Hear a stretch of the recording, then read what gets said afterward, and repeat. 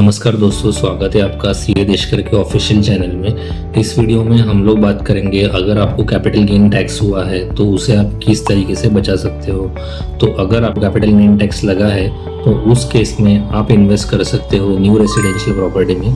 और new residential property में जैसे ही आप इन्वेस्ट करते हो तो आपको 54 सेक्शन के अंडर कोई भी टैक्स नहीं पे करना पड़ेगा। अगर आपने कोई भी अर्बन लैंड पर सेल आउट किया है उस पर अगर आपको हो रहा है कैपिटल गेन टैक्स तो आप न्यू अर्बन लैंड परचेस करके वो कैपिटल गेन टैक्स बचा सकते हो। पर लिमिट आपको है 31 जुलाई तक आपको नए प्रॉपर्टी में इन्वेस्ट करना है।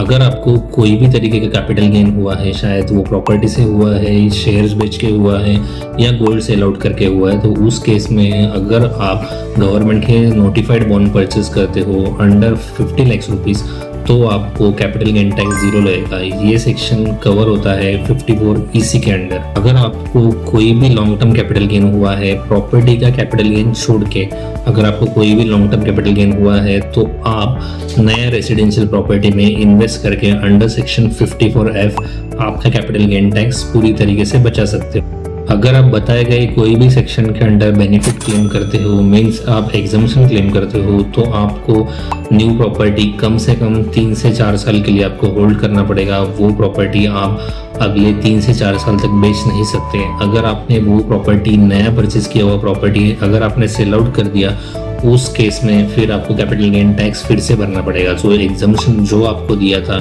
इनकम टैक्स डिपार्टमेंट में वो पूरी तरीके से विड्रॉ हो जाएगा।